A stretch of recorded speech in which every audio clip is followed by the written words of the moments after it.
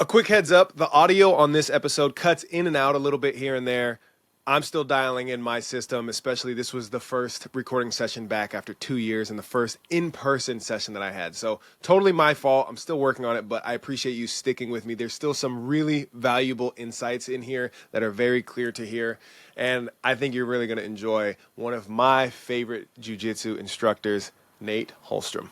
We've got Mr. Nate Holstrom. I'm going to give a bio here based off of my own little bit of digging. So you can correct any part of this at any point. A freelance photographer and cinematographer based in Vancouver, Washington. A Chicago transplant, though. Is this true? Bringing over a decade of experience capturing stunning visuals. Weddings, events, documentaries, and portrait projects. You've collaborated with clients all over Western United States. Yes, sir. Jiu-jitsu brown belt, a golfer. Do you want to drop your handicap for the people? Oh, I've never been scored as a handicap, but I think I'll probably shoot on a good day around 100. All right, so that's the bio. Is there anything else you want to add that I may or may not have skimmed over? I mean, most of my life, Guitar. guitar, piano. It's a pretty profound position. So I grew up listening to him play, and so naturally I gravitated towards that. And when my father passed away in 2005, and I started to take music a lot more seriously. But now I just play for fun. And, I get home. I did play out a lot. I made some money playing music. No way. Yes, but those dreams, rock star didn't really rock star. Yeah. I just wanted to live up to my dad's legacy. Was he a rock star? In my eyes, he was. Of course. In mine. Was he playing? He was out performing in a band and He had no way. He was a monster player. He was a jazz player. I kind of didn't fall in love with jazz like he did, but I love the blues, so I kind of want to live it's close. with Well, cousiny? Yeah, a little bit. Okay, so blues is your jam. If you're gonna sit down, pick up the guitar, you're kind of like, let me hop in the blues and play. Is that where you find yourself playing more present day? I mean, I like to play everything. I think that for me, if you want to be a great player, you should at least have some understanding of what those guys did. But that's only my. Yeah. I tried to play jazz. I was living in Phoenix for a while, and my cousin's a really great player. And he got this piano teacher named Dan Delaney, who is just an absolute monster piano player, jazz player, and I mean, like, rock star. And I took one of his college courses or college classes and trying to play guitar, and I just could not keep up. Now, I didn't practice as much as I should have. I was doing other things, and I was concentrated on a lot of other things, so I wasn't giving it my all. But yeah, I just didn't find the love for it like some other. Yes. But I appreciate it. Okay, this was how long ago? Doing that with Dan. Yep. I think I was what 167, so 42. Well, I'll be 42 in February, so it's like a few years. 15-ish years, something like that. I'm no math magician. Okay, so you kind of get this understanding of like, music isn't really my calling, let's say, at that time. I think there's a lot of things that happened. I think I had a little bit of a falling out with the band that I was in Phoenix. Not bad. I mean, I'm still great friends with those guys, but you know what happens? It's being a part of a band is sometimes more difficult than it seems, because you got all these competing egos, and everybody has a different idea of where everything should go. Hopefully you meet some people that are on the same path you're on. Yeah. And we were for a while, but I think that kind of changed. And then I moved back here, and I wanted to create an album on my own. And so I was like doing a lot of acoustic stuff. I was writing a lot. I was like, I lost a relationship because I was just so focused on what I was doing. No way. Yeah. And it was really important to me to prove to myself that I could do it. Yeah. So I was really, really diving in, and I wasn't giving her the attention that she required, which was definitely true. Yeah. But I think after a while of trying to chase something so hard, just got burnt out. Yeah. I needed to let it sit for a little while. It took me a few years I'd always play, but Yeah. like to really think about getting back into it. So I think in the last 5 years, I've really started to play more and more just for myself, Yep. because I love it. But Yeah. definitely burnout is a real thing. So, Yeah. and it happens in everything. I'm I'm trying to connect timelines here, which is why I'm asking when this was. So this will make sense as I'm getting through this. To give you the layout of the things that essentially the game plan for this chat right now is I want to chat community, jujitsu, uh, tying all this into your basically life, right? Like what led to what connected to what. And I selfishly have a very deep curiosity about your jujitsu journey, Okay. given my phase where I'm at with this, right? So selfishly, but I think also people listening would, there's some stuff that I'm hoping to touch on with you specifically that I've noticed that I'm like, dude, this is a gold mine for a lot of people. If we can build somewhat of like a formula to be like, oh, I see how this dot connected to that dot and so on. So, uh, just to give the kind of heads up of where I'm aiming to take this. So, music, deep passion, obvious connection to your pops, and you pursue it so much so that you lost love, your relationship out of that pursuit. And then relative to that chapter, that moment of your life, when did you find jujitsu? I didn't find jujitsu until, well, it's kind of a funny story. So, excuse me. Um, I didn't, let me back up a little bit. I always loved martial arts, right? Like as a kid, Ninja Turtles were my thing. Mm-hmm. Van Damme movies, Steven Seagal movies, whatever, like, and, um, and I think I was like 10, and I asked my dad, I wanted to box because we always watch Tyson fight, that. So, but we were living, actually, it was probably more like 11 or 12, but we were living in Anchorage, Alaska at the time. I couldn't find a gym, at least for a 10-year-old, or at least that's what my dad said. I'm sure he didn't want me getting in that, getting knocked around, but I was like all about it. Yeah. And then I ended up finding skateboarding and snowboarding, which I was really heavily involved in for a very long time, and I really fell in love with that. But wasn't until after my dad passed away, actually, that a good friend of mine and a good friend of his, who I would skateboard with, he was a friend of my dad's, but he was a little bit younger than my dad. So I Mhm. think he was in his 40s when I met him, and I think it was like 17 or 18. And my dad passed away when I was 22. So over those years, we gotten closer, and then after my dad passed away, he kept coming and trying to get me to come work out with him, and he knew this guy who was a really great kickboxer by the name of Joe Fay, and he kept asking me to come out and come learn some stuff, and I was so broken at the time, I was, like, not interested at all. Yeah. Credit to this guy, man, he is one of my best friends now, he's a black belt in jiu-jitsu now, but he would show up on my door every day. He'd knock on my door, and I know he knew he was probably annoying me a little bit. I think I snapped at him one time. I think actually the time that I said, "All right, I'll go with you," I think I snapped a little bit. It was good.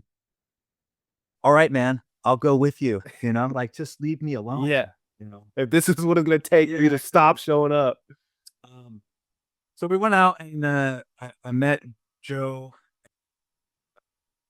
Had a real introduction to what kickboxing was, which definitely surprised me. I think at the time Joe was probably in his mid-40s, maybe weighed 160 pounds, maybe a little bit less.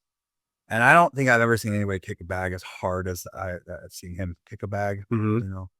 So I started doing kickboxing, and that really kind of started my martial arts journey. And then a few years down the road, I was training in another one of my buddy Derek, who's the one that introduced me.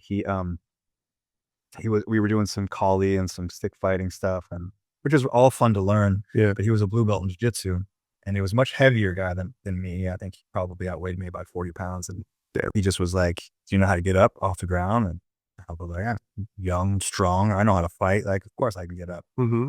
So he mounted me on the ground, and I couldn't get up, no matter what I could do. And it felt like I was suffocating. It felt like I was drowning.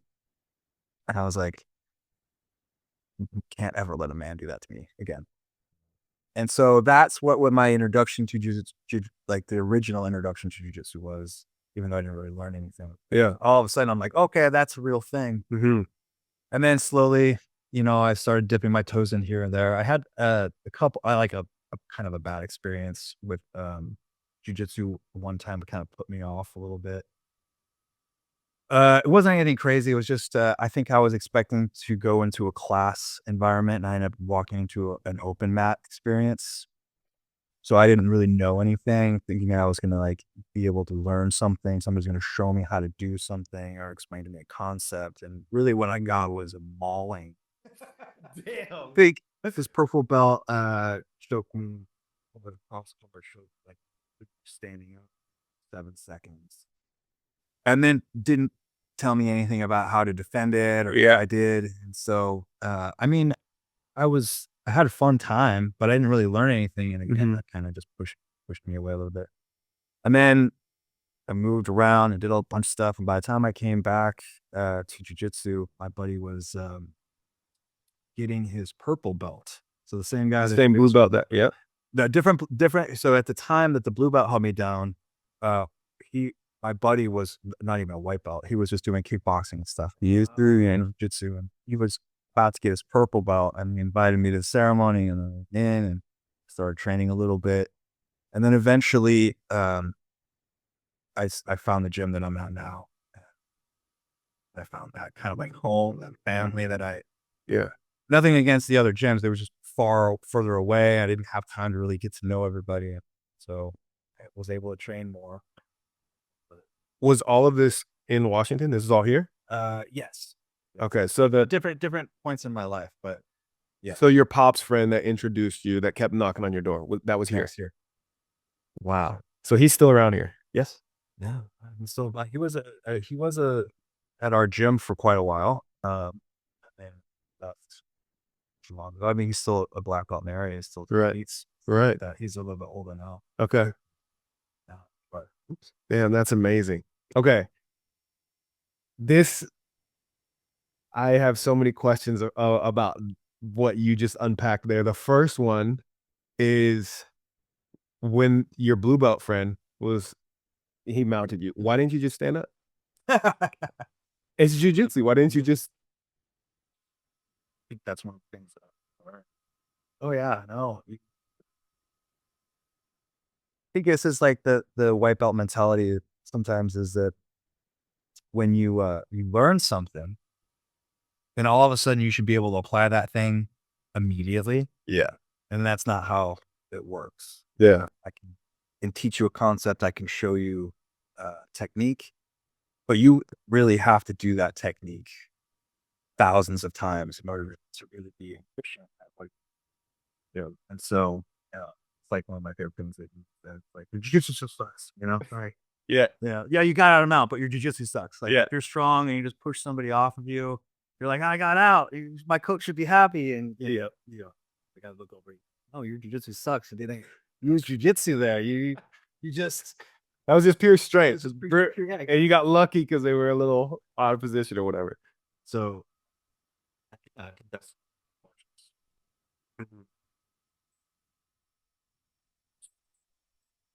Yeah. a lot of time. So when you have this experience, actually, that with the blue belt. yeah, before I even get there, I missed the question I wanted to open this with. I'm just going to fire it away right now. Can you fight? Yeah. How can you so confidently sit in front of me right now and answer that question that, yeah, I can fight, when there's so many people, if I ask the same question, they would say the same thing? How do you know that you can fight And what's the difference between you and all of these people that are like, yeah, I could fight. I just see red. Yeah. And then it's over. I think everybody thinks they know how to fight. I think as a kid, you just grew up like, I mean, for me, watching all the martial arts movies that I would watch and growing up, and especially like through high school, everybody's trying to be the toughest person. Yeah. Like basketball or whatever, you respect those people who are looked at as like the tough guy. Yeah. And you want to emulate that. I think it's when you finally get into a gym and you learn how to not get punched. It's like one thing to hit somebody. Like anybody can just walk up to somebody and strike somebody and hurt them. Yeah. There's a big difference between hitting somebody who knows how to fight and hitting somebody who doesn't know how to fight. And that's something that you really see when you get into boxing or kickboxing is that, it's not as easy as I'm just going to put my knuckles on your chin. Yeah. If somebody knows how to move and somebody knows like exactly what you're going to do before you know what you're going to do, it's humbling. Same thing with the ground or any kind of grappling. It's like the concept is because I'm mad, all of a sudden I understand how to, it's like math, it's like, if I don't know geometry and then, somebody is like, oh, go play pool. And they're like, oh, I just hit the shot. I'm going to drop it. Like it doesn't work like that. And you have to spend a lot of time, I think, getting humbled before you realize that you don't know anything. And then you just build on that, right? Like it tears you down. You realize that you're not what you think you are. And then just kind of start adding layers and layers and layers. But yeah, I mean, I have a lot of time on the mats, a lot of time in punching and kicking, at least enough to know that there are plenty of people out there that are much better fighters than I am. Mm-hmm. But good luck. Yeah. If you don't know what you're doing and you're just going to try to hurt me, like I'm not going to fight anybody. Yeah. I'm not going to go pick a fight with somebody. That's a waste of time. Yeah. I want to go train. I want to live a fun, happy life. I'm not going to go try to pick a fight. But I'm also not going to let you decide that you're going to try to hurt me. Right. You know what I mean? Right. I'm going to stop that from happening, or anybody that I love. Right. That answers your question. No. That totally answers the question. I think this is a direct message to anybody listening and watch this. I would narrow it down to proof. Yeah. That's it. Like if you feel like I can fight, the question you should then follow that up with for yourself is, what proof do I have that I can fight? And this is what is so cool when I see someone with a belt color, right? I'm still very new with jiu-jitsu. Although randomly getting ready for this podcast, I was kind of recalling my history and I'm like, this is 15 years ago I stepped into a gym for the first time. Yeah. Jiu-jitsu gym. Do you know how many stripes I have on my white belt? 0. Do you have 0 stripes on your belt? I have 0. But over 15 years, I went into a gym for 3 weeks and I was like, oh, this is so cool. And then I got spooked. Something happened. I remember the very first time I ever put on a gi in a jiu-jitsu gym. This was 15 years ago at a fantastic gym. So much love for this gym. It's down in the Bay Area. Darcy O'Leary Jiu-Jitsu. Darlinson is fantastic, funny dude. But I'm in this gym and this was there's a good amount of Hell's Angels dudes that train there. And my first role, I don't know anything at all what I'm doing. And I matched up with this guy who's probably, I'd put him at like 40 years old at the time. I'm 20. Yeah. And he is probably, I would say, a good 70 pounds larger than I am. And he like, we tap bump and we're standing and he just jumped on me, literally physically. And like my knee hyperextended. Luckily it wasn't like I caught it quick enough and locked it out. He was purple. Yeah, purple. But the stereotypes of what you think of a Hell's Angel, it was kind of that mentality, like, hey, you're gonna stand in front of me, yeah, you're here. And that was like one of the moments that I was like, oh shit, like I'm kind of not ready. And then over the years, every year I would spend 3 weeks, maybe a month. I would pop in a couple times. Like, all right, I'm gonna get back into this. I'm gonna get back into it. And I just found an excuse after excuse after excuse. Oh, I can't get injured because, modeling, or I was competing in long drive, right? It's like, I'm going after the world title in this. Why I'm not gonna get injured, and over the years, 15 years as a no stripe white belt, still as we are sitting here recording this, right? And it's like, for me to answer that same question, if Anthony, can you fight? In my head, I'm like, yes, I can fight. The evidence I have is not like seeing red. Like, there's been, a moment or two, like a street fight that, worked out okay. And there's things like that. It's like, oh, there's the evidence. But I also look back to before I had any outside proof, outside of my family, my brothers. I have 2 older brothers that used to whoop my ass. Yeah. And before I had any outside proof, I would still feel that, like, oh man, if I get angry, Yeah. like, if I get angry, don't make me angry, Yeah. Don't make me like were you Bruce Banner, for the Hulk, like, don't make me angry. I mean, I think Yeah. it was a between right Mhm. and am I a skilled fighter? Mhm. I think those are 2 very different. I don't think you don't necessarily have to be a skilled boxer or Muay Thai practitioner or jiu-jitsu artist or a judo player or sambo or something like that just to be able to fight. I think there's a spirit inside of us that gives us like, you know, I'm gonna I might not know what I'm doing, but I'm definitely not gonna let you do this, and I'm Yeah. gonna fight my hardest. Yeah. I think that's something that especially there's been like a thing that I've come to understand is teaching for the last few years is that some people are born with that thing that's just instilled in them, or they learn it through their childhood or whatever. That when you don't know anything and you bump fists and you go. Some people have that drive to go. Okay, I'm gonna fight this person no matter what. I Right. mean, and that's what all right? Like, Right. and then other people have a really hard time hitting that ignition switch, and so I think part of my job as a coach is like to pull that out of somebody who doesn't have that and then to maybe tamper the seeing red thing. So Yeah. because I think that gets in the way of like honing your skills and gathering new skills and things like that. Yeah.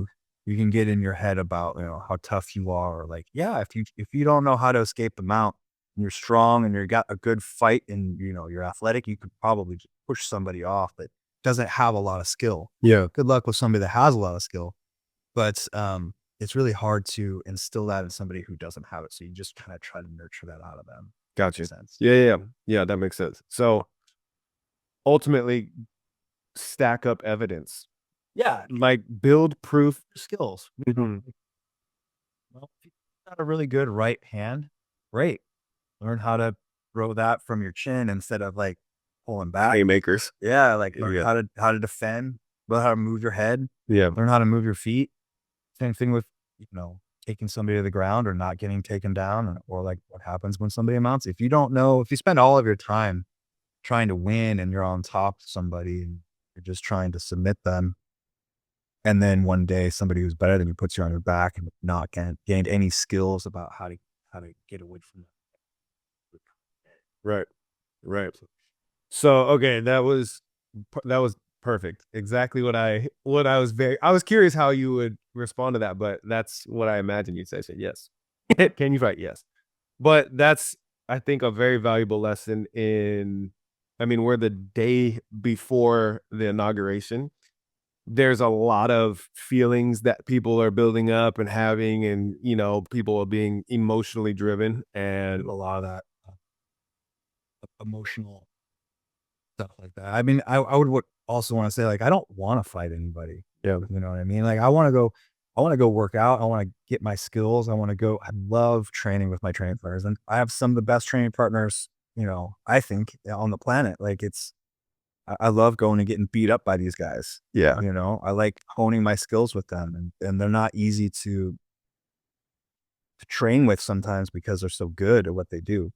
But at the end of the day, like there's where my proof in the pudding is for how I feel confidently walking around. And I mean, Yeah. I don't want to fight anybody. It's a scary world. People pick up weapons. They have knives on them. They have guns on them.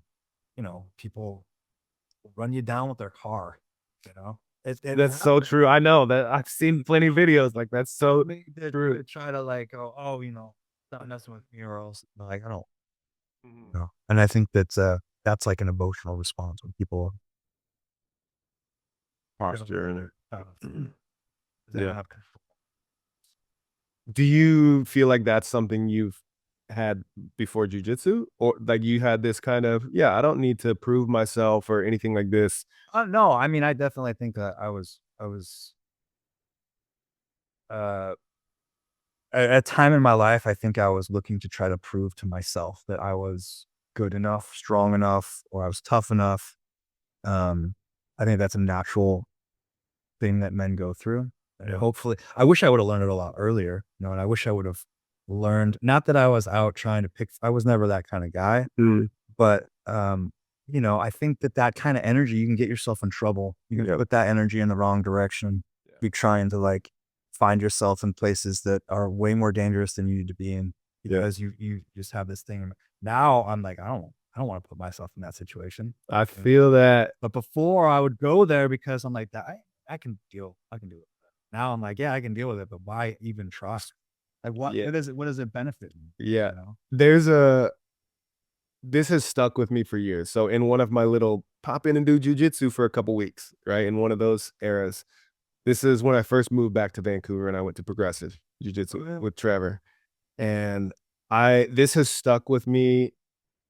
I mean, this was probably close to a decade ago now. It was a decade ago. And just randomly, I remember this conversation. Oh, I love Trevor, man. Just a wonderful, wonderful energy, this guy. I was talking to him kind of like he went out with some of the guys from the gym and there was some stuff that went down and people were kind of like looking to him because he's the black belt, the gym owner and everything. Everybody's kind of looking at him and he just goes, dude, it's not worth getting my shirt dirty. and he was kind of like, you know, everybody's kind of laughing about it, but that like hit me because I was like, wait a minute. Here's this black belt who he's not a big guy, you know, he's kind of unassuming in a sense, you know, unless you know like what to look for. Yeah, unless you know what you're to the average bar goer and things like that, right?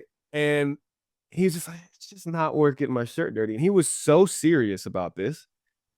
And I was like, what do you mean?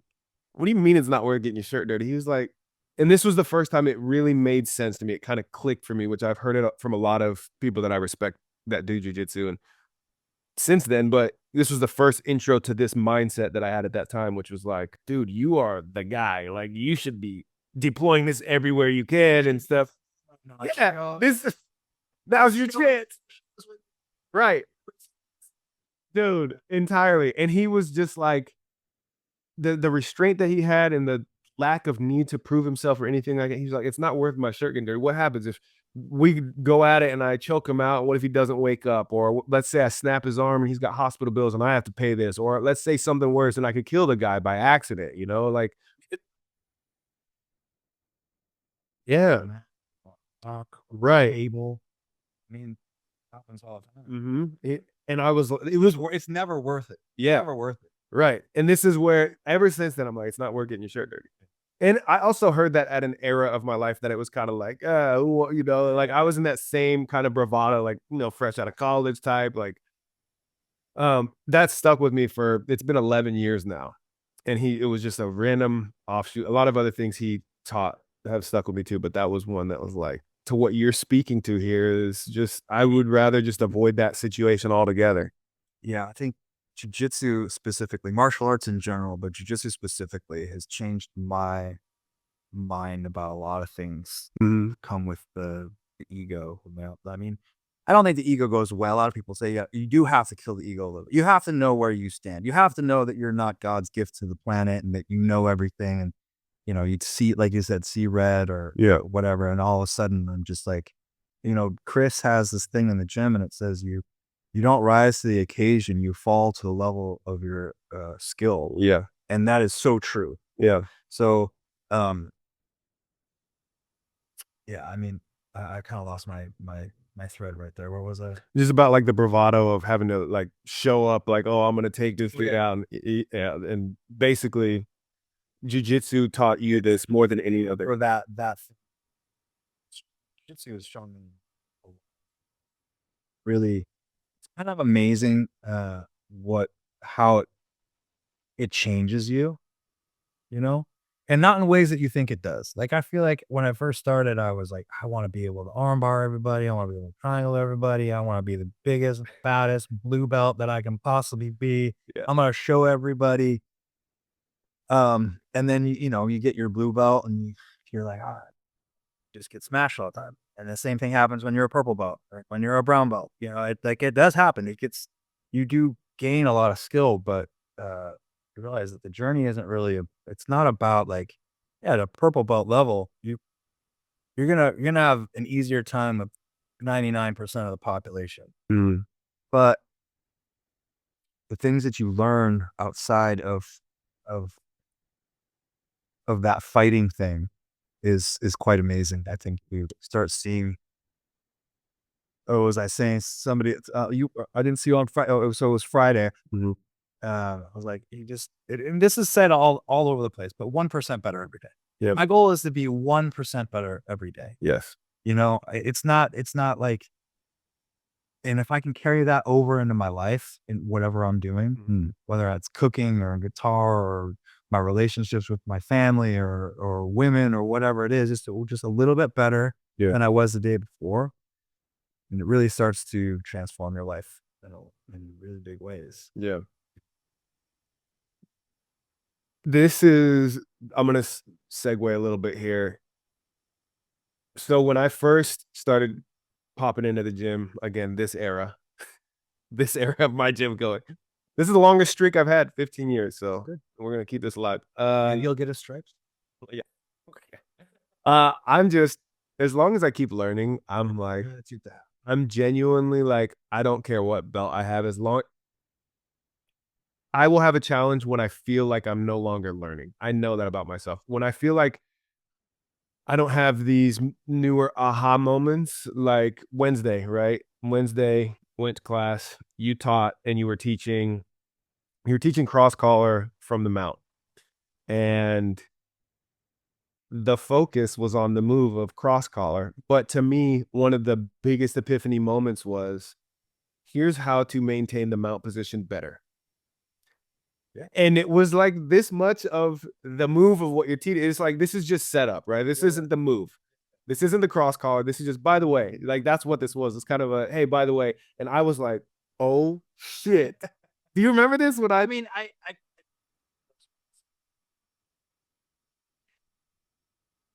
it is like that. You're like, I heard it such a long time ago, and it's so true, which is like position over submission. Yep. And I try to preach that everywhere because, you know, everybody wants to be the guy that's putting the hurt on. But if you abandon the position that you've just worked so hard to get to because you see a little carrot dangling and then you dive for that carrot and you miss it, then you just gave up all that hard work and now you're at the bottom again. And you do that several thousand times and you're like, I'm not getting out of mouth. I'm going to maintain this position. Even if the show doesn't work, I'll move on to something else. right. I work hard to get where I'm at. I'm going to maintain the position that I have worked so hard to get to, and I'm not going to lose it. And even if what this guy is presenting me right now looks like a dangling carrot, is it going to knock me off of where I'm at? Because hopefully I've got enough energy to climb that tree. You know what I mean? Like, that's it. Yeah. I feel it. I've been feeling it more and more. And I think, one of the things that I love about how you teach class, which is, I've mentioned to you before, I'm traveling a lot, especially March through October, my work schedule and everything. I travel a ton. I mean, several times a month, and that's all over North America, right? And so I'm like, okay, I'm finally in this era where I'm committed to this. I'm going to keep showing up. That's the only battle I need to fight, is just keep showing up to a class. So I started this year, recent months is like, oh, I got to find a gym near where I'm at for this work trip or whatever. And there's so many bits and tidbits that I gather from these experiences that it's like, oh man, this is pretty cool. But That's a great opportunity. I mean, yeah, to be able to kind of travel around and learn other people's gift. it feels it feels when I say spiritual, I mean in the way of like Native American spiritual. It feels like there's this connectivity where I pop into this gym and there's a whole different experience of like a lineage of jujitsu here that's just different. You know, it feels that way, and it feels like even though anybody could pop in, drop in, whatever, it still there's this honor that it feels like is bestowed upon like welcome to this knowledge and everything like this. But what I'm getting at is of all these experiences, the way that you teach class is my absolute favorite so far. I'm so serious. I mean, if I were to guess, I've taken classes for my guess and just in the last few months alone from probably I would say a dozen, maybe 20 different instructors across like probably 8 different schools. But going back 15 years of, you know, I would say probably closer to 35 to 40 different instructors. And the way that you teach, I love, and I'm gonna get in it. We're gonna unpack this a bit because this is where I think so many people, where I was saying earlier, like there's gold here that I'm hoping to extract is if my job here that I'm aiming for is to be able to take this, make it a formula that people can put to life. Yeah. Like you were saying, jujitsu teaching you about how you interact with a lady or cooking or anything, right? Yeah. I'm hoping to do that in the way that you teach class. And that is, it's not to say that this is some crazy concept or anything, but you teach situational rolling and drilling, and you always have the class no matter what class it is, we show up and we end up in a really bad situation to start. Not even like, oh, I made a bad move and I ended up here. It's like, no, no, no, no. It's not as if you played the game wrong and you're in this bad position. This is where you're starting. Start in this bad position. Right. Can you explain this philosophy, how you came to it, why you teach this way? I mean, I can't get credit.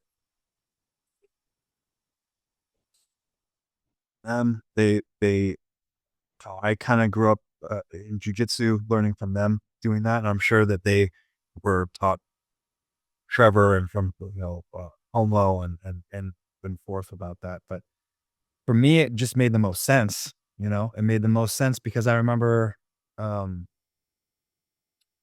like we were talking about, my first few classes, you're learning how to grapple. And I think that's the biggest thing with being a white belt or being a beginner, which is basically was what a white belt means. Like you're just a beginner. It's not like a down, but you don't really know anything about jiu-jitsu. You might be like a strong, athletic person who was agile and fast or strong. But if you don't have the technique of understanding these things, then Right. kind of one dimensional. But I would fight for the dominant position. And when we started training from bad positions, you just get murdered all the time. But that is no better way of getting better at something than to fail at it over and over and over again. And this carries on through life, right? It doesn't matter if you're doing podcasting or doing music or doing whatever. Like the only way you get better at anything is to try things and fail at them. And it's the hardest concept to imply or like to apply to your life because no one wants to fail. No, everybody wants to be at the end goal right away. Yeah, I mean, but that's what happened. I mean, I was the same way. So I always wanted to be on top and then, just get smashed when I was on the bottom positions, literally if I was in a bad position. So I think that there's so much value to making sure that you're starting in a bad position and you giving people a goal. The goal is you don't have to win this. You just have to either not get submitted. You have to try to escape, you know? And those things I think are super valuable so that when you find yourself there, it's not like you haven't spent time there. Yeah.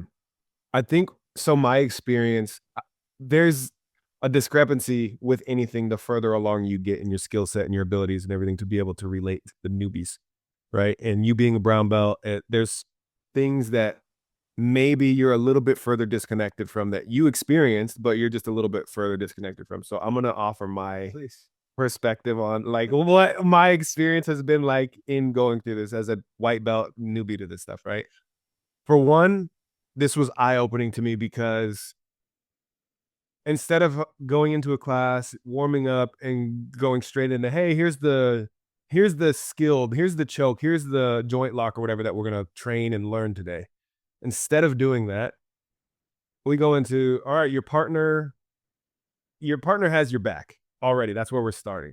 And so for me, the experience of this is like, oh, okay, even if I don't know anything, and you mentioned this, you know what, in class, if there's somebody new to class the other day, Wednesday, there was a new guy, and you go, if you don't know anything at all, here's your goal. Yeah. Just try to survive. Yeah. Just try to not get choked out or submitted or whatever, right? And so to have these little goals in a crazy, chaotic experience is so valuable. And I think my experience with this has been, it helps me to not get ahead of myself, where I've had momentum buildups where I'm like, oh man, this is flowing. I got this move. Oh, and I've this combination, I've connected it and everything. And then you go, I like show up to your class and it's like, we got a full timeout, ice the kicker, get back, and now you're in a shitty position. And it's like, oh man, why'd you kill me? And then at the end of that class, I'm like, that's exactly what I needed, because I was going, maybe I had 10 reps in on this move and I sunk it in 10 times. But like you said, you need 1,000 of these to be able to say I'm proficient at this. And I'm like, oh, 10 for 10, let me move to the next thing. And this is just a reminder that goes, oh, if I have to work from this position to then create it, now I'm 1 for 10, maybe, and those resets for me have been monumental. And I've seen it applied to my real life, relationship or at home or whatever it is that I'm working on, like you're saying. And I go, okay, what is the worst case scenario here? Let's assume we have to start from that. Yeah. And where do I build from here? Because it helps.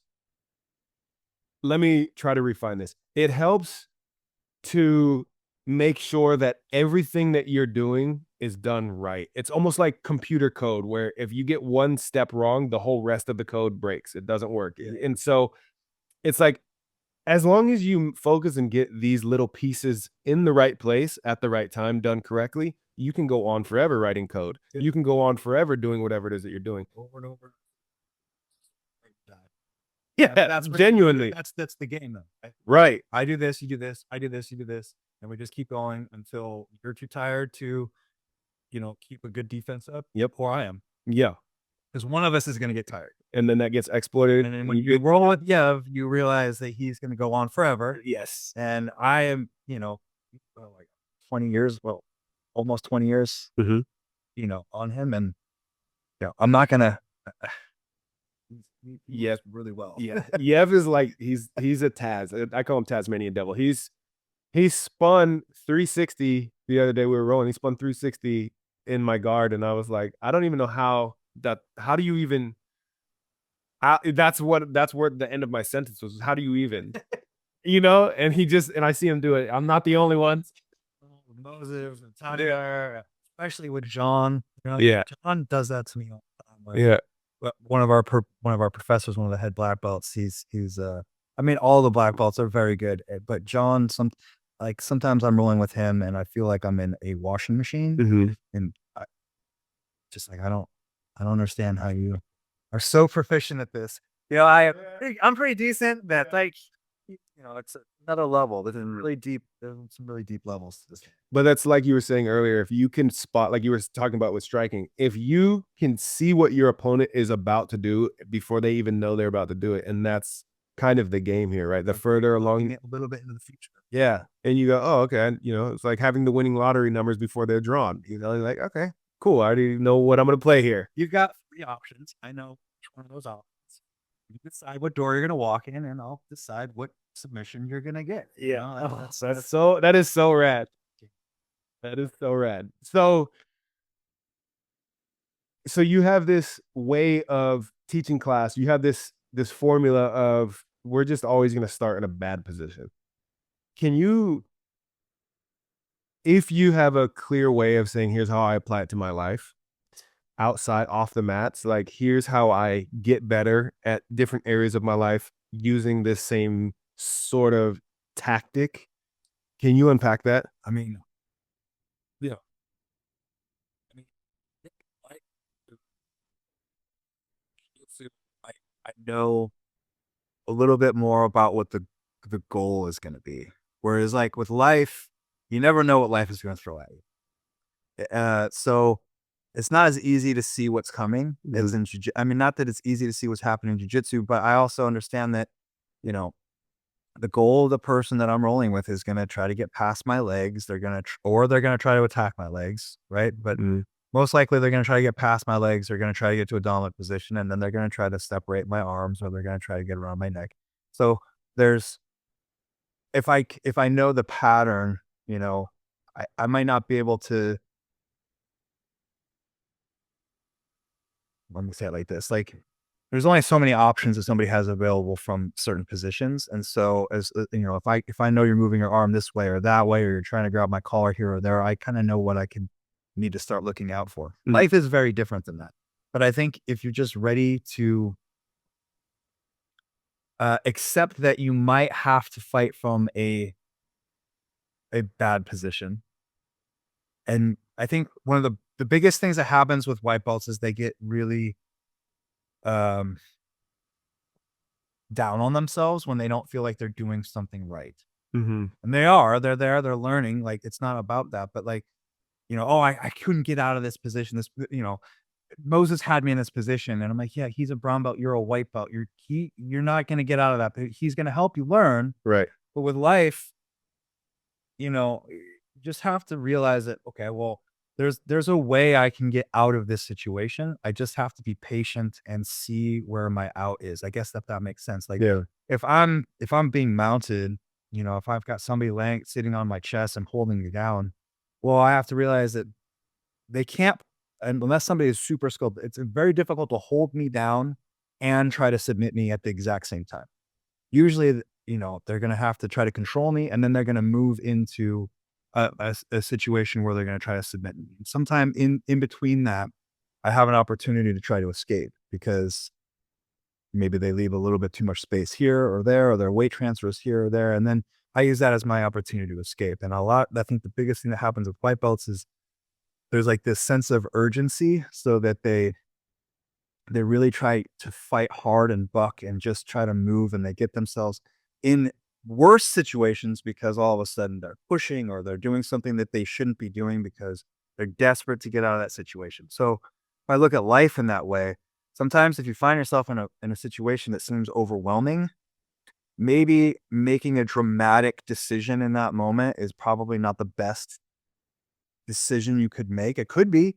It could also be a really bad decision, because you're not clear-minded when you're thinking about your way out. You know, sometimes you have to be able to relax a little bit, even in a stressful situation. I know that's the most difficult thing to do, is to relax in a stressful situation. And that's one thing that jiu-jitsu shows you over time. But if you can relax, and I just have to wait for the opportunity to present itself for me to get myself out of that situation. Does that make sense? Yes. That's how I look at compared to life, because there's going to be good situations in life and bad situations in life. Yeah. I mean, that's what it is. Life is, it's not like consistently good or bad. Yeah. I just have to understand that there's going to be situations I have to fight from a bad situation. You know what I mean? This is what's going to happen. The more I can accept it, and the more I can be ready, like, then I'll be okay. Yeah. People fall apart though. That's a hard though. It's to not fall apart. And that's what I mean. Like, when people are in the mountain, they just try to fight their way out of it, and they put themselves in a worse situation. Guilty. Yeah. So Yeah. but it happens. Yeah. Extending too much, getting armbarred. Extending too much, getting armbarred. Extending too much, getting armbarred. I hope that answers your question. It sort of does, but I'm gonna dig a little deeper on it, if you don't mind. So I'm gonna try to relate it to photography, right? Another area of your life of expertise. So let's say somebody out there, they want to take up a new hobby.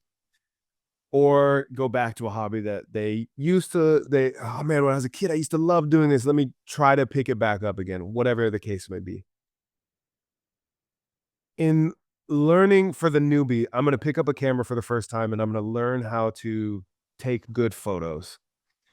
How can we apply that same tactic of starting in a really shitty situation to elevate the level for which you actually learn and develop in your skill set rather than like slow playing or putting in a bad foundational block like, oh yeah, I got it, but really you don't have it well. So I think of this in the sense of like when first picked up camera trying to take a nice photo in manual mode. And it's like, okay, you have to figure out that it's an aperture and the numbers go down, but it opens and gets bigger. But like, what are all these things? Try to figure that out, as well as the shutter, as well as your ISO, right? Right. And I remember when I went out, I was shooting manual mode, 100%, right? Picked up this camera, first time. I'm shooting in every photo for like a month was dog shit. And then I'm like, this can't be that hard. And one day I flipped it to auto and I snapped this shot and I was like, whoa, this looks amazing. Right. In the world of DSLRs and, mirror, it's like, this looks amazing. And at that point, my whole tactic for how I was going to learn photography completely changed. As a self-taught person, I'm like, okay, now what I'm going to do is I'm going to go out shooting in auto mode 100% of the time. But while I shoot in these different scenes, a cloudy day in the forest or a sunny day outside at the park, whatever, I'm going to shoot in auto mode, but I'm going to look at the settings and assess those because obviously people way smarter than me who built this technology and everything, they have it close enough to probably what I want to capture a good photo that if I just pay attention to that mainstream, then I can branch off, right? Like, replicate before you iterate, essentially, right? 100%. So in that sense, like, can you make an example where you would go, we're going to start you in a bad position in learning a new skill or whatever it may be, and this is how it's going to serve you better than if you just try to go to the top and be shining bright and all this stuff and you bypass a lot of the bad positional stuff. I mean, I think that it's really difficult to try to bypass those things in general. And what I mean is like, first of all, like photography is interesting, or any kind of art really. Because who's to say what is a good photo and a bad photo? Really, I think when it comes to getting clients and making photographs for people, you really have to understand what their goal is, not what your goal is. Right? My goal is always to try to make an image that somebody is wants and want to use for whatever goal it is. Yeah. But I think that's like the hardest part of learning how to shoot with clients is that it's not really about what you want. Mm-hmm. It's more about how you can best serve them with what they want. And I think it's difficult to get. But I would say in a situation like that is you just got to get out and you got to shoot as much as you can. And you just have to fail as much as you can. Like you were saying, you went on manual mode. And when you get to like auto, you're focusing on two different things. When you're shooting on auto, you're focusing way more on composition. You're focus now you can focus on the composition, the lighting, and you can learn more about how to engage with your clients and get the best out of them and like, you know, what some of the options are. The only thing is that you're letting the camera make all of the decisions for you. Mm-hmm. So you don't really have complete control over what it is you're shooting, but you have a better idea of, how to work certain situations. On the other hand, if you take that and you go into a really dark situation, an indoor situation that has bad lighting, camera doesn't know what you're trying to do. It's just going to try to get as much light in there as possible. More than likely, it's going to leave your shutter open way longer than you want it to in a dark situation. You get blurry images because shutter's open too long. Yeah. Everything's moving. Or you're on a long lens and your shutter's open. It's not open too long like you're gonna, but it's just open long enough where you're gonna get a little bit of handshake, Mm.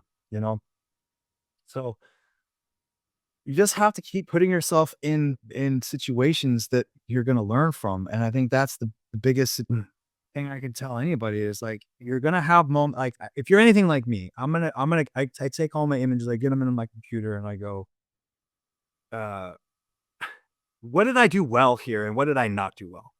You know, why is this image, this isn't exactly what I wanted to shoot, or this really is. And this happened a lot more. It still happens now when I go in and shoot an event and I'm shooting with a flash on, like an on-camera flash, and the ceiling is weird. There's white here, and then there's these things, and the lights bouncing all over the place, and I'm getting paid to be there, so I'm trying to take these, you know, whatever it may be. But you have to put yourself in situations where you're gonna feel uncomfortable. That's, I think, the biggest takeaway from jujitsu is that if you expect yourself to go in and knock a photography job out of the park and you've never really shot with a client or had any expectations of what you were supposed to deliver to them, you're going to be disappointed with yourself. And that's okay, because that's how you learn. You got to keep growing. And the other thing is, the difference between jujitsu and photography or any other kind of art is, with art or photography, it's sometimes you don't want to hear the criticism. You don't want to hear people go, but see, you could have done this better. And our egos, especially because we don't have to listen to it, we can drown it out. In jujitsu, your criticism comes because you got armbarred or because you got choked, and it's very obvious that you made a wrong decision. And so you get that immediate criticism from yourself. Where in art, you have to be open to listening to it from other people, which is really difficult to do. So I don't know if that makes sense or answered your question. Yeah, I think it actually did. It kind of clicked for me when it was two things. It's going to be difficult and you're putting yourself in a bad situation, right? To me, that's that thing when whatever it is that you're taking on, whatever the new thing is, or even the old thing that you're trying to improve, whatever the thing you're trying to improve, that step that you know will be uncomfortable is the one you need to go into. It's the hardest step to take. And then the other part to that you shared was, it's going to suck and that's okay. So I think of this like people that go, oh, you know, I want to get in shape. And they're like, I know I should sign up for a 5K or a half marathon or a whatever the thing is. I know that would be a cool thing and it's a challenge, but it's a bit scary because I'm not there yet, right? And no one wants to fail. Right. No one wants to start a 5K this far. I couldn't make it across the line. Embarrassing, right? I let my family down. I let my spouse or my whatever. I have this goal and I didn't achieve it, and so it's easier for me to accept and never start that Bingo. than it is to start it and fail. And that is something that I think everybody needs to. Well, not ever, but like, if you want to succeed, you have to fail. Yeah. I mean, there's too many people that think that. Obviously, I'll put it like this. I think when I was a white belt, I always daydream. Well, my instructors are gonna laugh at me when they hear this. Can I pause you? Yeah. Because I'm in this. I'm you then, and I think I know what the daydream is. Yeah, what is it? But I'm only saying I think I know because this is legitimate daydream for me. I'm gonna tell you straight up, and I've not told anybody this. Oh, I told Jeanette. Jeanette's the only one that knows this. I daydream after 15 years, not a single stripe on my belt. This being the first era where I'm like, oh, I know I'm committed. I don't know how many months I've been at it consistently now. This week was the only week I missed 2 or more classes a week, and the only reason was Wednesday class. I tweaked my neck, and you know, we're recovered now. We're back, luckily, because Jeanette and her cupping and skills, she does physical therapy. She did that, but that's. I still got the suctions and all that stuff on. Like, so I'm back. The neck is like 85%. We're good enough to get back out. Whatever. But I daydream. And this has popped up, and I'm like, don't do that, dude. Just stop. I daydream that I'm never going to get a stripe on my white belt. I'm just going to get a blue belt. That's the one. That's so damn funny.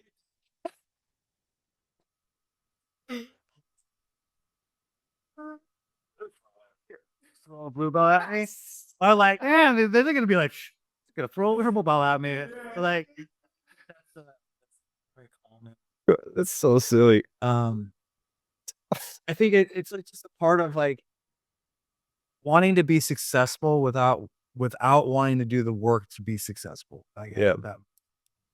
Complete sense. I will say, our gym, we test for our belts. With that being said, if somebody's testing for their blue belt, the coaches know that they're a blue belt at any other gym. Like our guys, our guys are pretty good. I do know. Most of these blue belts probably, at other gyms would be purple belts but as somebody like my blue belt test was 3.5 hours long. It was a long test, very, very, what they're trying to do is make you really tired and make you perform under stressful situations. And, you don't get to ask them questions. It was a process I was terrified of. But I'll tell you what, man, when you go through it and you earn that blue belt, ooh, it's so much sweeter. Yeah. So much sweeter than somebody just handing me something because you think you deserve it. Right. When I got my blue belt, there was a sense of accomplishment. It is an accomplishment to get your blue belt for sure. But I think it was like I needed to have it from myself to be like, oh, you did that thing. That's really difficult to do. That was really difficult to do, and you got through it. And you persevered through it, and also you actually know quite a bit of jiu-jitsu. Like it was. I think better in the long run that you slow down and earn it than I don't know how I would feel if I was given a belt that I couldn't defend. I think that was the most terrifying thing about getting the brown belt. When you're very close, Yeah. and the belt gets a little bit heavier every time. It's just the belt really only symbolizes your knowledge and your, time and knowledge. Commitment. Yeah. I mean, there's plenty of people out there that are purple belts or blue belts that are strong, athletic, and they move well, and like your skill level, in movement, like putting the entire picture together, the belt doesn't really accurately represent all that. Yeah. But it definitely the belt gets heavier. Yeah. I don't want to let my instructors down. They invested all this time and energy into building me into the person that I am. I mean, I had to go through that. I'm partially responsible for showing up and doing the work and all that stuff, but they're giving me their knowledge and their time and trying to help me to understand what it is, and they're coaching me through these things and events and like things like that where I don't want to let them down. Yeah. It's and so you want to defend that belt. Yeah. I think that it means more when you earn it Yeah. as if you're given it. And I think that's the problem with a lot of things in life right now is that everybody wants to be given this station, right? Yep. Like, oh, I just bought a camera. I'm at, next year I'm going to be shooting at this location with these people and I'm going to be making all this money, or like, you know what I mean? Like, Yes, I do. Yes, I do. I don't want to build up my business and earn a car right now. Yeah. I want to live that life right now. And instead of like, because you might get there and be like, well, I'm here, but that life that I thought it was going to be, it's not that, because it's never is. No. It's never that life. People have this, Instagram idea of what success looks like. Yep. And it doesn't look like that. Right. But you have to go through it to understand it and appreciate it. I think the best representation of exactly that. I agree with you completely. I think the best representation culturally would be Japanese specialists. Like when oh, this guy who's been making samurai swords, he's eighth generation, and he's just an apprentice. Well, how long you been doing this? 20 years. It's like you have been doing this every day for 20 years, and you're a white belt. Well, and in the grand scheme, their perspective of mastery is it's lifetime, right? Like you were saying, you keep going until death, right? I didn't think mastery. Yeah, it's a pursuit, right? Yeah. It's like it's the journey and not the destination. Right. And I think of this, man, I love like Japanese culture. Japan itself. I've never been to Japan. It's amazing to go see. I absolutely highly recommend. 10 out of 10. Seriously. That was the first place I ever went internationally. Oh, really? 20 years old, went out to Japan, got stuck in the airport, didn't know any Japanese. I flew into Tokyo, and then I had to overnight. My flight got canceled. So I was going to visit my best friend. He's went to the Air Force right after we graduated high school. Every place he's been stationed, I've visited him since. That, we're talking, almost 20 years now. Is he still in? He's still in, yeah. And he's back in Japan now, actually. So I do a trip he's still at the same base that I visited them, but it's a new station, so I still have to go visit. Anyway, 20 years old, fly in to Narita, and I have to find the right place to buy a bus ticket to get bussed over to Haneda Airport across Tokyo. And then I have to find my flight. And then I have to fly up to Misawa, basically, northern Japan a bit. And my flight got canceled. And it was the last flight of the day.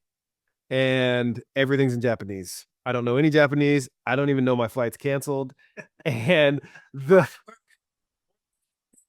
right.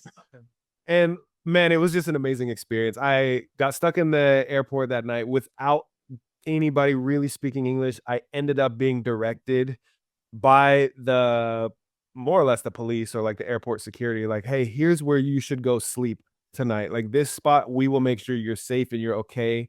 And it's quiet here. Like I gathered all this. They just helped so much.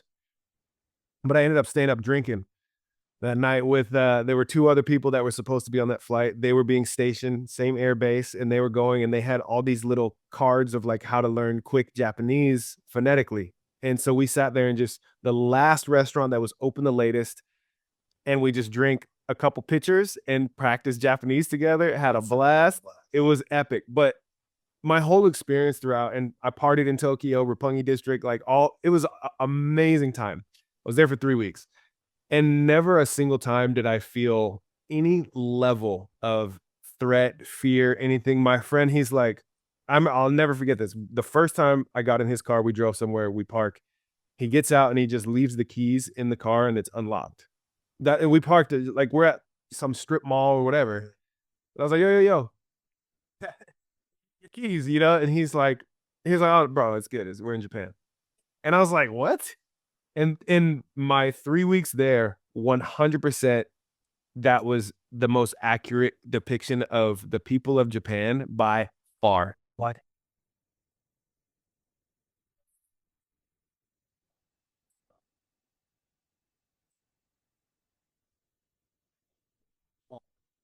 How they compose themselves as a culture during such a massive emergency. Yeah. I don't think we would do that here in the States. Definitely not. They even think like that. They go with this say people be breaking. So it's like, but in LA, that people are losing their houses and people are running up there breaking in and trying to rob them. I mean, I've heard some things for some people. They're like, yeah, but they don't have anything, and they should be able to Yeah, they're robbing people. I mean, yeah, catastrophe it's an interesting human nature, cultural nature display. Yeah, it's very interesting. All the fires in LA and all the conspiracy is, but all the things of like what's actually happening and what continually happens. Speaking of this, inauguration's tomorrow. Yes. Trump's in there, second term, a lot of opinions, emotions, all these things, a lot of stuff happening around the world, a lot of chaotic, wild stuff going on in the world. What is if you had a message that you would want to give, like, hey, world, not just America, or maybe just America, but like, world, we're coming into this whatever chapter. This is the message that I wish the world would just harness and occupy. And why is that so important for the way of the world as it is present day? I'm curious your take on that. Nice, easy. Yes, and nice, easy question. I don't know if I'm qualified to speak to the world about what they should be doing. I'll give my take on it. I think that, especially with Trump's second inauguration happening tomorrow, I will say that, my opinion of Trump has changed dramatically over the last 4 years. I didn't ever really think about Trump here or there, but then 2016, when it was running the lead up to that, I was listening to a lot of media that turns out maybe not being as the most honest. I think like my perception of what it meant to listen to the news meant. Yeah. My trust over the last 4 years in the media has, I think, a lot of people has changed. Yes. And I guess that just means like, everybody has their own path, and I think a lot of people believe that they're doing the right thing for the right reasons. But also that it seems to me that the media sometimes has their own agenda, what they want to do. And so my perspective on Trump and things like that changed quite a bit. I think to this question, but I would say that it seems to me that we've kind of lost a bit of our spirit over the last however many decades. We've kind of idolized sports players and musicians and movie stars, and to an extent, politicians. Yeah. We get lost in the bright lights and the big cities. The idea that I'm rich and famous and live these like super lavish lifestyles, and that's kind of become the focus. Yeah. So the focus has really been on the eye. Like, does that make sense? Like, For sure. I feel like we've lost a bit of our spirituality, Yeah. which is something that I've been trying to really learn. And martial arts and jiu-jitsu have shown me again. Like, I mean, there's a hierarchy in jiu-jitsu. It's one that's very difficult not to see. Yeah. Like the black belts are black belts for a reason. And you can't just jump over those, like you can't climb those stairs any faster. Yeah. And if there's a hierarchy there's a hierarchy in most things. And I think one of the things that, there's a place that you can come to in your jiu-jitsu, and in my opinion, in my experience, where like when I was first learning, everything seems so difficult. The movements seem difficult, and getting the movements and my brain to work at the same time was very difficult. Like my brain was scattered and had try to remember and recall these moves and when to do them, and then at the same time trying to tell my body to do that at the exact right time was really, really difficult. And then after a while of training your body and your mind at the same time, they kind of come into alignment. So I don't have to really think like, Bruce Lee said it. And if you don't train in jiu-jitsu, you don't train martial arts, and you maybe heard this enough to be like, whatever, but I shouldn't think that it should hit it on its own. I should practice so many times that when I throw a punch, it just throws itself. The same thing with jiu-jitsu. If I want to escape, I have to wait for my moment. But when it comes, I shouldn't have to think about where to place my hands. Yeah. And that you do get to a place like that. You get into a place where like, I think something and my body's already moving there. But with that, I'm going to, quote like Spider-Man, with the Great power. power comes great responsibility. And I think that if you can't, like all the great martial artists in histories, people that talk about spirit. Yeah. I think we really need to like focus on where our intentions are coming from, and try to align all those things. Then I think spirituality means different things to different people. And I think that if you can find something to believe in, it's better than believing in nothing. But I mean, I guess that's really it. Like find something to believe in. Yeah. And then just go.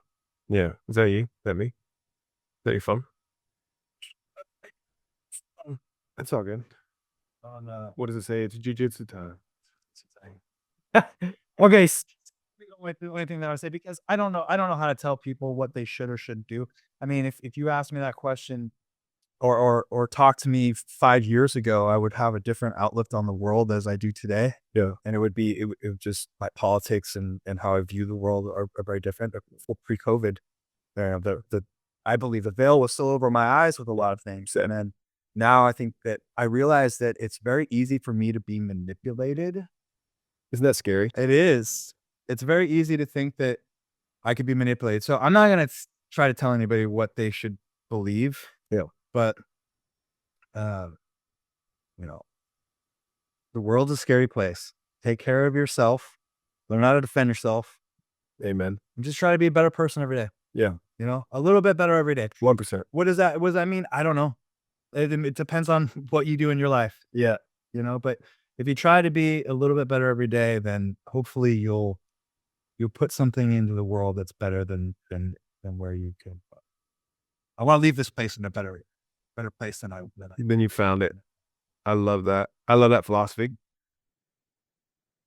I know community is like an important kind of focus for you. Yeah. Right. If you were to say, obviously spirituality for the nation is like, let's get a little bit more of that and get connected to that more rather than fantasizing, fetishizing, idolizing whatever celebrity, whatever politician or anything like that. If you were to say, this is my experience with community in jiu-jitsu, let's say, are you someone who I want to find a really good community where you stand right now? Or are you in the place of I want to build a good community? Both, I think. I think your environment plays a huge role into. I think we're like mirrors of our environment. Like, I'm not judging, but like, there's a period of my life where I was a bartender for 10 years. Yep. And that getting done late at night and wanting to go out and hang out with your friends, like, that's great. It's fun. Yep. But it also, it's not the greatest place to grow. That place is, you're not really going to grow there. Yep. You're going to have fun and you're going to, whatever. But eventually it's going to get tired. You're going to get tired of it. You're going to get old. You're going to want to move on. Yeah. And I think if you're not growing, that, if you're not moving forward, you're moving backwards. Yeah. So I think it's really important to find a good community around you, which is why I love jiu-jitsu and I love every gym that I've been a part of. But especially the gym that I'm at now, I've found a lot of everybody is like my family. Yeah. We just went and watched the fights last night, and I think it's really important to have strong men. If you're a man, you should have strong men in your life. Yeah. Agreed. You should have people that you look up to. People in your life that are around you are, you feel like you're better than, well, that you're probably not in the right circle of friends. Yeah. So I think it's important to put yourself in a good environment with good people. With that being said, I think it's also important to grow the community around you. I think especially for young people, for elementary kids to high school students, into businesses, the only way that, there's so many small businesses around, we should be celebrating our small business and growing our small businesses. Yes, we should be helping members of our community grow and succeed. Mm-hmm. And we should be helping the kids in our community grow and succeed. I mean, even growing up in Chicago, I knew every one of my neighbors. I was always all outside playing with the kids. We're riding our bikes anywhere. Yep. I was always on an adventure doing something. Probably not the safest. Yep. But latchkey kid. But we just knew everybody. Yeah. I don't know my neighbors now. I maybe know one or two. Yeah. The ones that I connect with here or there. But the sense of community now is not the same as it was when I was growing up. And so I think but I mean, who are you going to rely on in an emergency when you really need the people around you? I want to know who's around me. I want to know, are these people that I can count on, or do I have to watch out for these people? Right. And a lot of times we walk through just with kind of blinders on, and it's not just about safety, but you never know what somebody needs. Right. Somebody might need something. So what's your focus in terms of how do you facilitate that? How do you foster that? Or what's your plan, I guess, at this phase for you to go, I only know maybe 2 of my neighbors right now. Here's what I wanna do better, or at my gym, or whatever communities you find yourself in, because you mentioned, young guys especially, dudes need strong dudes, right, to look up to. They do. So, for you to foster community in the era of our nation having such a disconnect, how are you taking that on? Well, I mean, big question. I keep thinking about this, and I've been working through this for a few years, like at least a year or two, and it's because I want to start something that is. I think first of all, the gym is doing a great job of that.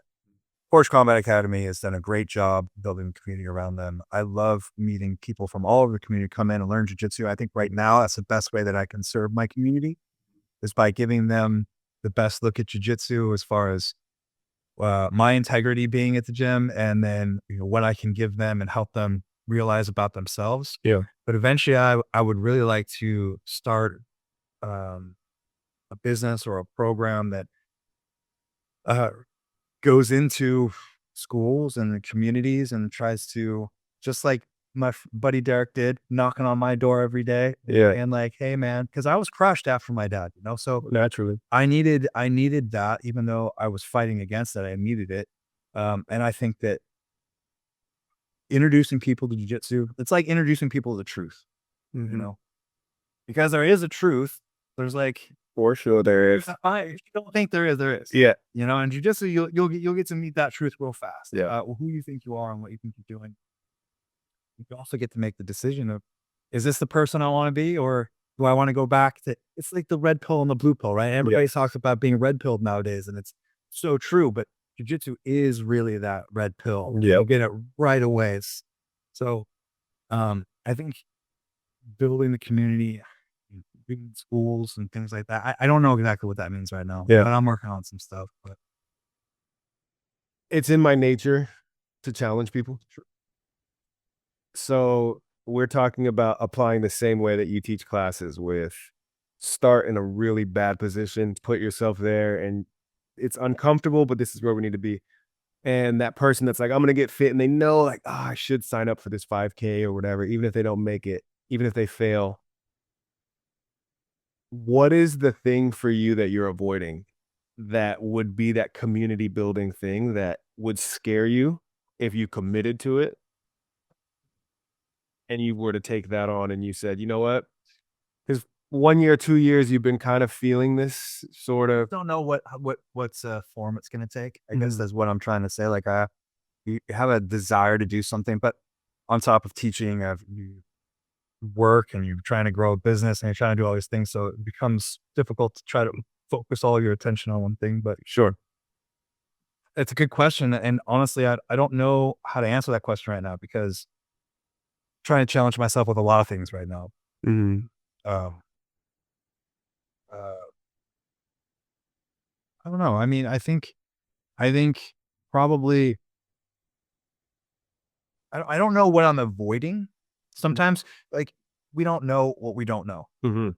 you know? Mhm. Maybe I haven't been enlightened to what I'm avoiding. There usually is something, but I'm not quite sure what that is right now. Yeah. I try my hardest to not run away from things that scare me. I try to run towards them. Mhm. So we'll see what happens. But I mean, I guess if I can answer that, I would probably have something to do with my faith.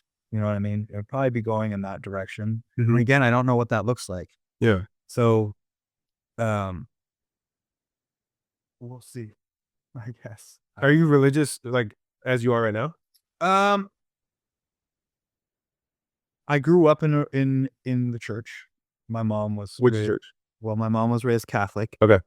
My dad was Protestant. And then we kind of grew up in non-denominational churches. Yeah. Um, and I grew up, with kind of my faith. I a lot of faith growing up, Yeah. but like most people, life gets a hold of you and things change quite a bit. There was a lot of disappointment I had in the churches growing up. Yeah. So I I pushed that away for a really long time. Yep. Um, And I have a lot of resentment against the church, in any form that it took. Yeah. And I've recently, I don't know if I ever left my faith, but I recently started coming back to my faith. So I'm in a place of growth right now. You know what I mean? Like trying to understand more about myself, how I relate to God, what my purpose is, and things like that. Yeah. I don't know if any of those questions are really going to be answered. Like well, this is what you're supposed to do or whatever. I don't know about that. Yeah. But I know that's like there's a hierarchy. There's one in the spiritual world too. So I'm just trying right now to learn as much as I can to get back on track. Now that doesn't mean like, I'm going to become a pastor, right? Yeah. But trying to grow in my faith, I think is really what I'm trying. You know what I love about this? Your vision of like, here's what's broken in America, the spiritual realm, in the sense that spiritual connection is literally what you're you're like, this is what I'm taking on right now in yourself. Yeah. Right? Like this chapter of what you're pointing out, I like this because it's hard for me to hear people complain about things that they don't offer effort to try to find a solution to. Even if you don't know the answer, at least try to give effort to that. And so I love that those are connected, where you're like, this is the problem in the greater scheme of the nation and also in myself. And that's what I want to take on, in a sense, is like, I think for me, everything is a challenge, like you were saying, like the person who is maybe overweight wants to sign up for a 5K, like it's going to be challenging either way. Yep. Whether you decide to continue your life the way it is, you're going to struggle with the weight that you're carrying around and all of the medical things that come along with that, or you're going to decide to be a different person. And you know what? That's going to be difficult too. It's going to be difficult to get up and go to the gym. It's going to be difficult to eat better. It's going to be difficult to stop doing the things that you normally do. And so you're kind of suffering either way. Yeah. You have to choose which way you want to suffer. Yeah. And with my faith, I feel like it's really hard to replace yourself as the center of the universe.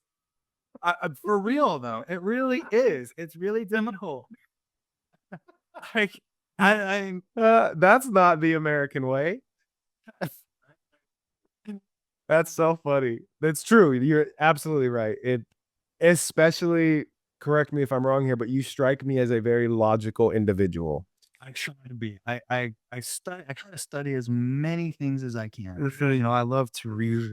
I like reading the Stoics and read all. It's really difficult to replace yourself. It's the only thing that matters. So why are you trying to do that?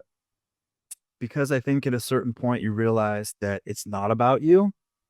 And if it's not about you, then if you're not serving a God, then you're serving yourself. And at some point, I don't know how to be a better person if everything that I do is only to serve myself in the better. Does that make sense? It does. If I'm laying that right, but it's like, am I teaching jujitsu to help you learn jujitsu, or am I teaching jujitsu to prop myself up as a teacher of jujitsu? Does that make sense? Yeah. Like the same thing, but the intention is different. Right. It's like the altruistic nature of your actions, where you go, oh, I'm doing this altruistically, but it's self-serving because it feels good to do things for other people. Well, it's kind of how I feel with politics, which is like, we need to protect everybody and we need to bubble wrap everything. And because, we're the good guys and we're doing it, but you're really doing it for yourself, to make yourself feel that way. Yep. If loving people can be really difficult because sometimes you have to let them drown a little bit. Yeah. Like I wouldn't be doing you a favor if every time, you started having a hard time under mount, I stopped everything and didn't let you try to get up. Yeah. If I run to everybody's aid all the time, if I'm doing that, then I'm really just serving myself because I'm just wanting to hear myself talk. I'm wanting to be that person that's giving knowledge. Yeah. I'm not really like helping you though. So That's so does that true. make sense? Oh my, it makes so much sense, especially as a parent. Like you met my two boys, 1-year-old, thank you. They get it from their mom.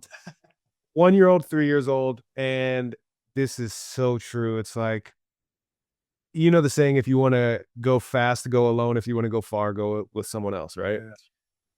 Having children that you're trying to help grow and develop into independent individual people is a slow going process. Every day there's something that I want to do, like, give me here, let me do it. Let's go. We got to get this thing moving, right? And it's so true with these boys, right? With raising kids. Any parent will know exactly what we're talking about here. And even you, again, as the loving uncle, you are. Yes, and you're so involved. You're literally, it's like every weekend, if you're not working, you're.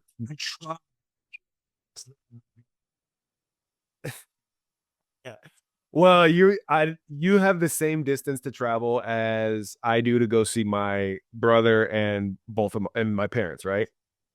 Mom and pops are up there, and ooh, I'd say our numbers are distinctly, like, they're pretty starkly different. Yeah, you're a very involved uncle, from at least from what I gather so far, and you do make a lot of effort. Because That's where my heart is though. To be with. yeah, yeah. So, and this is what I love, because I'm so curious about your community building and pursuit to build more community, and the way that you're like, I can't just go and save, when you're teaching jujitsu, I can't stop this. And you have to let the people you love drown a little bit. And you know that even without kids, you know that because you are so involved as an uncle. And so I'm curious what you see with your nieces and nephews, like give a rough age where they're at, and like the things that you see where you're like, I would, if it didn't hinder their growth, I would hop in and save them from this thing. Oh, it's always gonna be. Really? I mean, I would never, but like, you hear the stories of like, like, so one of my nephews is 8, and uh, my sister was telling me that he's just starting to have some social issues with 1 or 2 kids. Yeah. I mean, kids are brutally honest and they're difficult. And Cohen is his name. Yeah, he's a very logical kid. He's very social. He loves to talk. I mean, he can talk to anybody. If he was here right now, he'd come up to you and he would have a full conversation with you about things that blow your mind. Let's get him on the podcast. But sometimes it's difficult for other kids to deal with. Sure. And they're, I don't know if I would call it bullying, but there's this like, he doesn't understand sometimes, from what my sister and my brother-in-law tell me, he doesn't understand sometimes why kids do what they do, and it hurts his feelings. And so I feel like anytime that you love somebody, you want to run in and you want to be like, no, like, I'm gonna fix this for you. Yeah. And unfortunately, like, he has to learn that alone. Yeah. I can teach him how to choke somebody. I can teach him how to punch somebody. Yep. I can teach him how to be, I mean, first of all, that's not my job to do. That's his father's job to do. Mm-hmm. And his father does a great job. But as the uncle who, is in an MMA gym and teaches jujitsu, I can teach him some of those things. Yeah.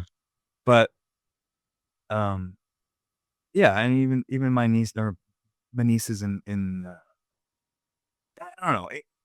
You always want to run and save people that you love. Yeah.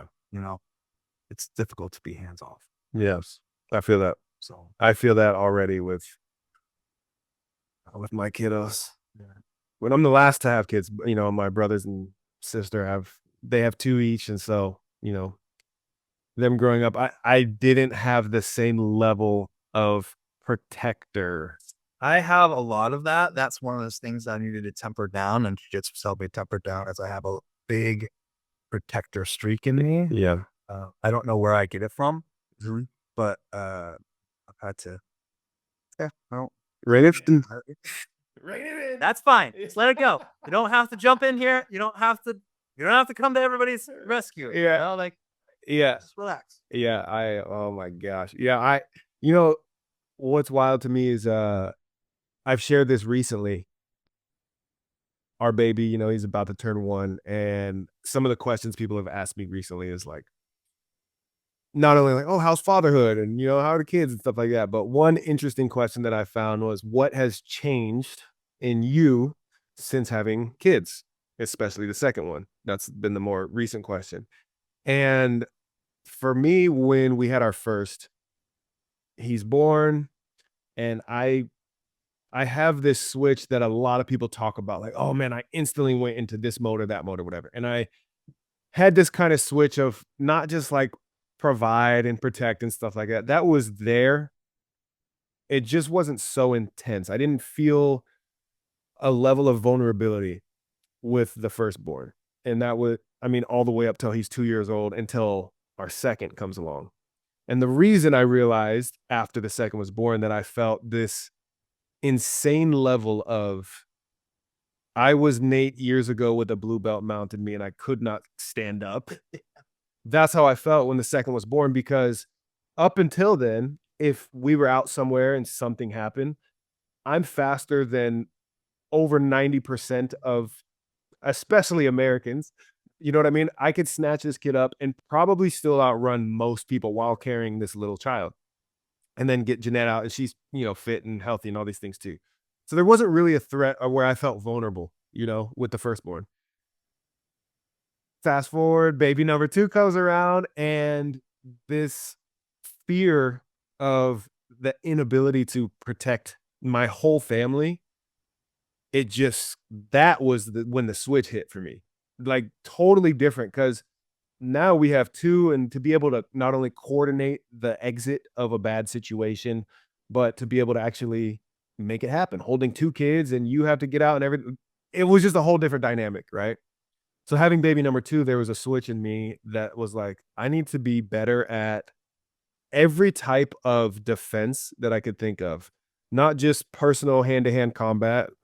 I mean, that desire, like martial arts and everything, I always loved and everything, but I never pursued it. I was always doing other sports, right? Until I found, you know, like, till I found it and started kind of pursuing it. And it was like, you have to do more than be able to just fight, because what are you going to do? You have you're not going to fight everybody. What are you going to do when you're outnumbered and it's you and the 2 kids and Jeanette and everything, right? So it was like, you have to be able to spot things sooner. If I, like you're mentioning, can spot what's about to happen before it happens, to prevent it from happening, you see a little bit into the future and you go, oh, okay. So that's when I started like, oh, we really have to ramp this up. I have to invest more money in this training from people who are highly skilled in this. And that includes everything. Over the last year for me has been a deep dive in, obviously, you know, like grappling and striking. I feel comfortable against the general public. Sure. Like, I feel very comfortable there. Put me in there, you know, with Chris, owner of Forge, black belt, and I am definitely not former UFC. Yeah, yeah. That's a very different story. Yeah. Yeah. Yeah. That's a whole different ballgame. The general public, though, I'm like, okay, I feel pretty comfortable striking. Grappling was not there at all, despite my previous 14 years of pop in, pop out. It's better than a lot of people. Listen, that's Fair. So the whole last year was like, man, the big switch for me was, how am I going to protect the family in any situation? Not just like, oh, one random crazy guy that wants to fight, whatever. It's like, whatever, just get away. But especially in the era of mass shootings, public shooting, all these things. So the last year has been hand-to-hand combat. It's been being able to spot, like, situational awareness, firearms training and things like this, which I love all of these. oh yeah. All of these. Oh my. COVID was it, which was, oh, everything can just stop, and I can like lose my job, and like not, and then like the state can just tell me that I can't do anything. Yeah. Which was like just flips your mind. And why wasn't expecting this. I don't like when they shut everything down. I was on a vacation to Phoenix with my mom and my sister and my nephews and my brother-in-law. And we ended up coming back 2 days early, and we came back on March 17th, which was the day Washington State announced that we're going to shut everything down. Yeah. We've been on vacation. I didn't stock my fridges with things and like, do you know what I mean? Yeah. And then, and I had a firearm, but I had like 2 boxes because and then all of a sudden I'm like, oh, I don't know what's going to happen. Yeah. The food, if the stores run out of food, there's going to be a certain point that comes where people are going to come looking for stuff. And what do I have available to me to protect the house? Toilet paper. So, but I think that was it for me. And so it just like you said, like protecting your family means more than just learning how to fight. It learns like, well, I have food store. I mean, not to sound like a prepper. Yeah. Right? Not that there's anything wrong with that either. Yeah. But like, I don't need 2 years worth of supplies in my basement. Yeah. But if I can get through 2 weeks or a month, if I can decide, okay, what does this situation call for? Do I need to stay here? Do I need to leave the situation? Where am I going? Yeah. Where are we going? What's my exit strategy? Right. You know, I know that sounds crazy, but It sounds crazy depending on who you're talking to, who you're listening to. To me, as you're mentioning this, I'm thinking of the food stores that I have where Costco, ladies and gentlemen, Costco has wonderful boxes of, lasting for 30 years, these meals and everything. Yeah, I've several tubs of these. And it's like, once it's there, it's there. it just sits there. It's not like, For the apocalypse. yeah, No, I don't want that to happen. correct. That's people, especially with firearms and stuff like that. They're like, oh, you carry, or like you are like, what do you think you're gonna do? I'm like, no, I don't ever want to shoot anybody. Yeah. I don't ever want to punch anybody. I don't want to have to use my jiu-jitsu to choke somebody out. Yeah. Like if I have to go hands-on with you, the situation is out of control. Right. Yes. And that requires me to control the situation. And I don't know if you got a knife or a gun. Like I don't want to deal with that situation. I want to avoid that. Yeah. You know, if I avoid it to the point where I'm not prepared, then I'm just food For someone else. Yeah. I'm food for That's true. That's what a good way to put it. food in my house, but I have no way to protect it. What am I going to do? Beg them, don't take it. Please leave me some. Leave, please. I gotta eat. Take what they want. Yeah, there's do you feel like that desire? Because that was like a switch that happened for you in 2020, but it was there, right? It was there. For 5 years. And there was a level of prep up there. You know, like I think I spent 5th grade, 6th grade, 7th grade, 7th and 8th grade. Part of 5 years. Yeah.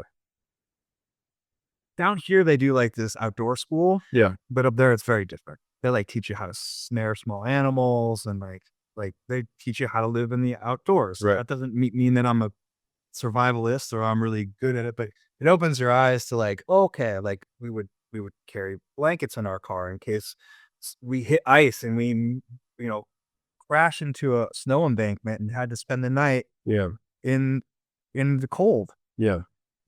So the idea of being prepared was not new, but I also think that we just got so comfortable. Yeah. I can just go to the store, just go to the store. You go get what you need. Why do I need all that stuff? I'll just go get it when I need it. And then when that gets taken away, you're like, oh wow, it's a very convenient thing in this place. Like I'm very entitled to things, and you just get red pilled. That's real.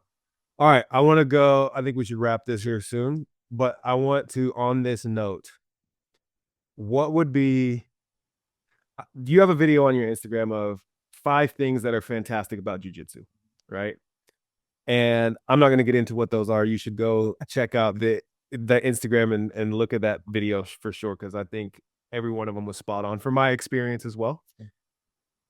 But if you were, right now we're in the prep and all the things, community, spiritual, USA development and individual development and building community, finding your community, cultivating it, and giving to your community what fantastic traits and skill sets or whatever your gifts are, give that to your community as well. In bundling all of this up, if you had a going away message where, some people are like, hey, go. Jocko's like, yeah, eat clean, don't drink alcohol, train jiu-jitsu, right? Your going away message to help particularly young men, but anybody, because obviously there's ladies at Forge that are fantastic at jiu-jitsu, everything, and they love it too, which is awesome. But your message particularly addressing young men out there, even older men. We have the old heads too, which are awesome. And you said, this is what I would advise you to do to really level up the rest of your life from today forward. Don't give up. I think it's so easy for people to give up on themselves. I mean, I am not the best jiu-jitsu player in the world. I try my hardest to get better every day. I'm not the best photographer in the world, although I have been shooting for a long time and I get to work on really cool projects. It's so easy to hit a wall, something that challenges you, something that is difficult, and people give up. I think people give up so far before they are even close to tasting success, that they'll never taste whatever that means for you. I just don't give up on yourself. Things get hard. That's the way life is supposed to be. I don't think we're supposed to be, eating popcorn on our couch and watching The View, every day for all hours of the day. Like, I know that's a goal when people retire, and that's fine if that's your goal. But people retire, they work 50 years, they earn money, they put it in the bank, and they have enough money that they don't have to work anymore. Some people take that retirement and they go do what they want to do, and they follow their dreams. That's great. Some people don't do that. They want to, like, for a lack of a better, like, just pleasure themselves, eating and drinking and watching TV. I'm not trying to judge anybody, but that's I think challenging yourself and never giving up on something that you want to do. Like, there's always time to learn. If you're not dead, there's time. 100%. And like with jiu-jitsu, people said, like, I mean, we've got like maybe 5 or 6 people that are in their late 50s, early 60s that are now training at our gym. And are they ever going to be world champion, 80cc, medalist? No, probably not. But that has nothing to do with it. Mm-hmm. Just do what you want to do and don't ever give up on it. You might start down a path and go, you know what, this isn't really interesting to me like I thought it was going to be. There's plenty of that. But man, if you really want to do something, just don't stop. Just keep going, because you're never going to find out what you're capable of, or what you can be, if you give up halfway or a quarter of the way through or whatever. I just see that happen a lot. Yeah. I mean, you're talking about being a 15-year white belt, right? Yeah. You never stopped. Yeah. That's amazing. There are people that come in for, 15 classes and then they never come back. There are people that get their blue belts and then they vanish. Like, that's a big, big thing. I gotta see the blue belt for a while. People just, they settle. Mm-hmm. They settle for being average. And I think humans are capable of a lot of things. Just push past that. But so far. I love it. No, that's the pursuit of mastery. You're never going to reach mastery. You just pursue it. It's not the goal. Yeah. I love that. That's damn good. I agree with it wholeheartedly, by the way. I genuinely do. People that want to find you, find your Blues Boy 1. Blues Boy 1. Blues Boy, that's my personal one. And then I have NDH Photo is my photo account. And then my website's attached to that. But that's perfect.